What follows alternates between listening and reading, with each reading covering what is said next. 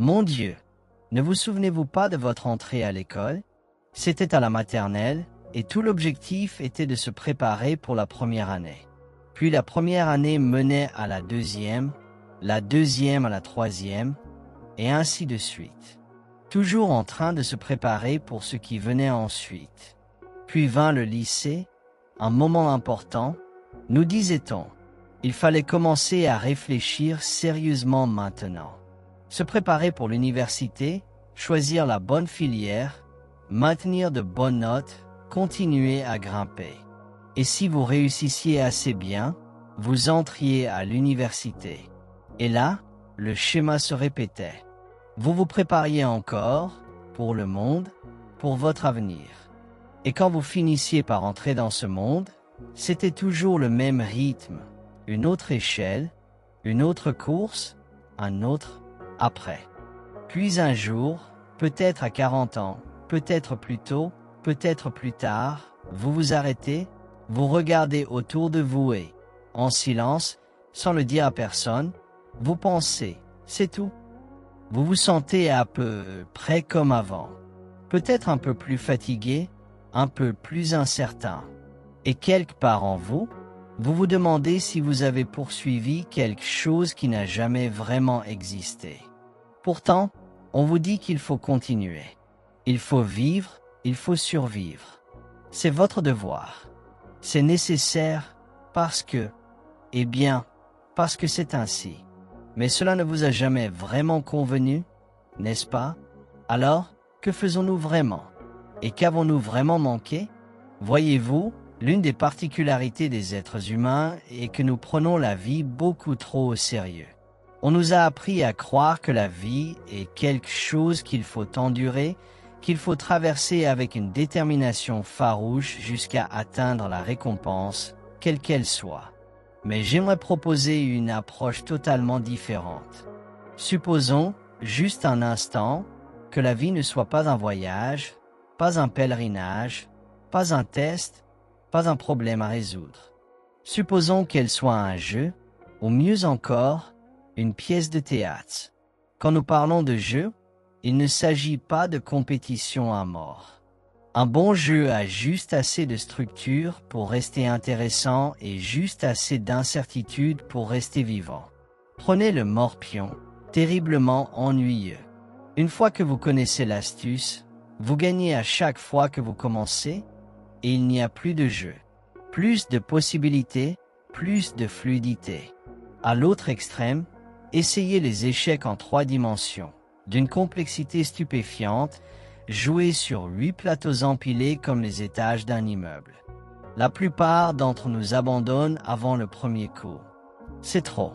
Ce que nous cherchons, c'est cet étrange terrain intermédiaire. Des jeux comme le poker, le bridge ou les échecs, où il y a un mélange de hasard et d'habileté, d'esprit et de mystère. Vous ne pouvez jamais tout à fait les maîtriser, mais ils ne semblent jamais hors de portée. Et de la même manière, la vie se vit mieux dans un équilibre entre ce qui est connu et ce qui ne l'est pas, entre contrôle et surprise.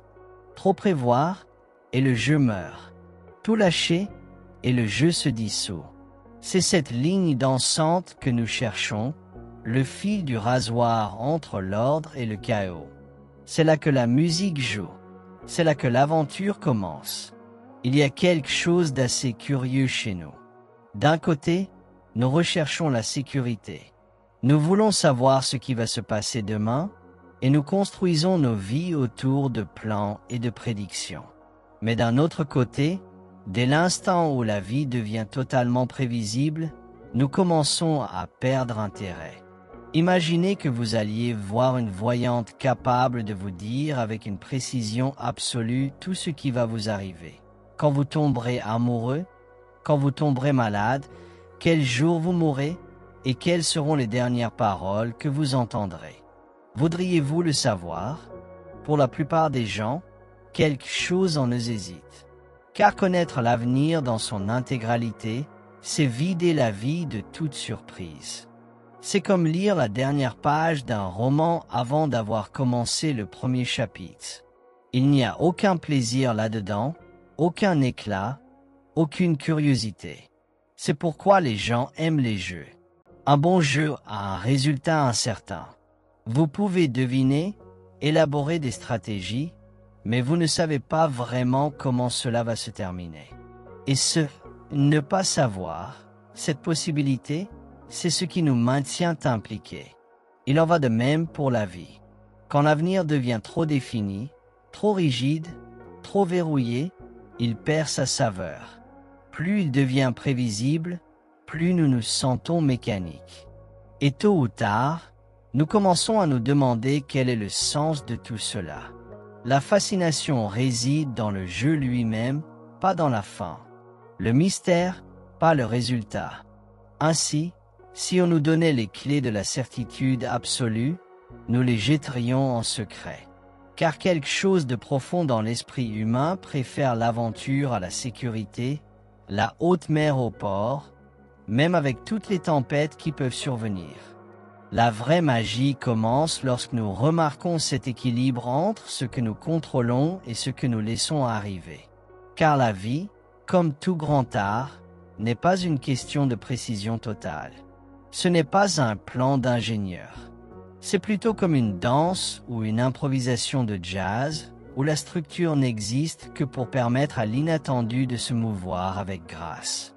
Un grand artiste, voyez-vous, n'est pas simplement un maître de la technique. Ce n'est que le début. Ce qui rend un artiste grand, c'est sa volonté de s'abandonner, de permettre à quelque chose d'entrer qui n'est ni calculé, ni planifié, ni propre. Prenez le pinceau d'un calligraphe chinois. Des années de pratique ont formé la main, et pourtant, le moment de la création est plein de risques. L'encre peut s'épuiser à mi-chemin d'un trait. Le papier peut absorber l'encre. La ligne peut trembler. Et c'est précisément à ce moment, où le contrôle glisse légèrement, que la beauté prend vie. On appelle cela l'accident contrôlé, le scintillement du chaos dans le cadre, une touche de sauvagerie dans la règle. Il en va de même pour la musique. Écoutez Bach. Sous les harmonies majestueuses, il y a un petit murmure malicieux, une subtile torsion de la forme, juste assez pour surprendre l'oreille, pour éveiller l'âme. Et il en va ainsi de la vie. Si vous essayez de tout contrôler, si vous cherchez à parfaire chaque mouvement, vous obtenez quelque chose de mort, de mécanique, de prévisible. Mais si vous pouvez maîtriser la forme juste assez pour la lâcher, si vous pouvez laisser l'accident s'infiltrer sans peur, alors tout devient jeu. Et dans ce jeu, nous prenons vie. Vous commencez maintenant à comprendre pourquoi ce profond désir d'ordre, de régulation, de tout étiqueter et classer correctement comporte un danger caché. Plus nous essayons de rendre la vie sûre, plus nous commençons à l'étouffer. Tout commence assez innocemment. Quelques règles par-ci, une précaution par-là. Quelqu'un se comporte mal, alors nous établissons une loi. Quelqu'un d'autre trouve un moyen de la contourner, alors nous créons un formulaire, puis un autre pour accompagner celui-ci. Et bientôt, nous sommes si empêtrés dans nos efforts pour être en sécurité que nous avons oublié comment vivre. Tout allait bien, n'est-ce pas? Qui aurait imaginé un monde où tout est surveillé, où chaque mot, chaque pas, chaque pensée est comptabilisé? Un monde de sécurité totale. Mais personne n'y dansait. Personne n'y riait librement. C'est ce qui arrive quand le contrôle devient le maître plutôt que le serviteur. Nous échangeons la liberté contre la sécurité, la spontanéité contre la structure, et à la fin, nous créons un monde qui peut être efficace, mais qui n'est plus vivant. Être complètement en sécurité, c'est être complètement mort. Rien ne bouge, rien ne change. L'inconnu est éliminé, et avec lui, l'étincelle même qui rend la vie digne d'être vécue. Pourtant, nous continuons à croire que si seulement nous pouvions établir une règle de plus, construire un système de plus, alors nous serions enfin en sécurité. Mais la vie n'est pas un système à gérer. C'est un rythme à danser. Et sans cet élément de risque, de surprise, de ne pas savoir, la musique s'arrête. Un monde sans risque peut être ordonné, mais il ne sera jamais joyeux. Regardons un instant l'artiste, le peintre, le poète, le musicien, car en eux se trouve un indice, non seulement sur l'art, mais sur la manière de vivre. Un véritable artiste ne recherche pas la perfection. C'est le souci des machines. Ce que l'artiste cherche, c'est la vie. Et la vie, comme vous l'avez peut-être remarqué, est toujours un peu désordonnée.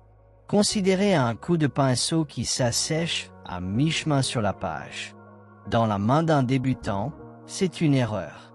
Mais dans la main d'un maître, c'est du caractère, du mouvement, du souffle. Cette petite imperfection donne une âme à l'ensemble. C'est la différence entre un technicien et un créateur. Le technicien contrôle tout. Le créateur laisse entrer l'inconnu. Il invite l'accident, puis le cadre pour qu'il devienne significatif. Un musicien de jazz ne joue pas des notes à partir d'une partition. Il écoute, il répond. Il prend la forme du moment et en fait de la musique. Il ne craint pas la fausse note, car, si elle est accueillie, la fausse note devient une partie du rythme. Vous pouvez remarquer ce principe même dans la structure du cosmos. Les étoiles ne forment pas de grille parfaite dans le ciel. Les vagues ne s'écrasent pas à intervalles réguliers. Et pourtant, la beauté est indéniable. Alors, pourquoi insistons-nous pour que nos vies soient ordonnées et contrôlées? Pourquoi ne pas faire confiance à ce que quelque chose de beau peut émerger lorsque nous lâchons prise? La vie n'est pas censée être rangée comme un placard. Elle est censée être dansée comme un feu. Et le feu ne danse que lorsque le vent est libre de s'y glisser. Et voici où les choses deviennent particulièrement curieuses. Non seulement nous essayons de contrôler le monde autour de nous, mais nous essayons aussi, avec beaucoup d'efforts, de nous contrôler nous-mêmes. Et à défaut d'y parvenir, nous nous tournons vers le contrôle des autres. Cela découle, je pense, d'une très vieille suspicion. L'idée que la nature humaine n'est pas digne de confiance, qu'en dessous de la surface de la politesse et de la religion, il y a quelque chose de dangereux, une brute, un animal, un imposteur. C'est l'héritage de la doctrine du péché originel, la croyance que, livrés à nous-mêmes, nous mentirons, tricherons, volerons et ferons s'écrouler le toit sur nos têtes. Alors, nous inventons des systèmes de moralité, des codes de comportement, des punitions pour garder la bête en cage. Mais tout le monde ne voyait pas les choses ainsi. En Chine, bien avant la naissance du Christ, Confucius proposait quelque chose de très différent. Il parlait d'humanité, pas de droiture, pas d'obéissance, mais d'une sorte de bonté naturelle profonde qui jaillit de l'intérieur, lorsqu'elle n'est pas réprimée. Lorsqu'on lui demandait de la définir, il refusait. Il disait « Vous savez déjà ce que c'est ». C'est très intéressant, car cela suggère que ce que nous appelons la vertu n'est pas quelque chose d'imposé d'en haut, mais quelque chose qui surgit naturellement lorsque nous cessons d'essayer d'être justes. La droiture, voyez-vous, peut être bien plus dangereuse que l'avidité. L'homme avide peut vous voler, mais l'homme juste vous détruira au nom d'un principe. Alors, peut-être devrions-nous reconsidérer cette peur de notre propre nature. Peut-être que si nous lui faisons confiance, quelque chose de bien plus gracieux commence à se manifester. La fleur n'a pas besoin qu'on lui dise comment s'épanouir, ni la vague comment se briser, ni le cœur comment aimer. Ne soyons donc pas trop pressés de tout attacher. Tous les fils n'ont pas besoin d'être noués. Tous les chemins n'ont pas besoin d'être éclairés. La vie n'était pas censée être résolue comme un puzzle. Elle était censée être abordée comme une forêt, avec des yeux grands ouverts et des pieds nus, avec une volonté de se perdre un peu. Et si vous exigez la certitude avant de bouger, vous ne bougerez jamais. Si vous attendez que tout ait un sens, vous attendrez éternellement. Car ce qui rend la vie belle, c'est précisément qu'elle n'attend pas notre compréhension. Elle bouge, elle trébuche, elle coule. Vous ne jouez pas à un jeu pour le terminer. Vous jouez parce que le jeu lui-même est délicieux, parce qu'il y a du rire dans l'inconnu, de la joie dans l'effort, et même de la grâce dans la chute. Alors, arrêtez d'essayer de gagner à la vie. Il n'y a rien à gagner. Il n'y a que cet instant tremblant, ce motif qui se déroule, cette danse étrange et merveilleuse où vous ne savez jamais tout à fait ce qui va se passer ensuite, ce qui est précisément tout le charme de la chose. Car être complètement en sécurité, c'est être complètement mort. Et vous, mon ami, n'êtes pas né pour la sécurité. Vous êtes né pour le jeu.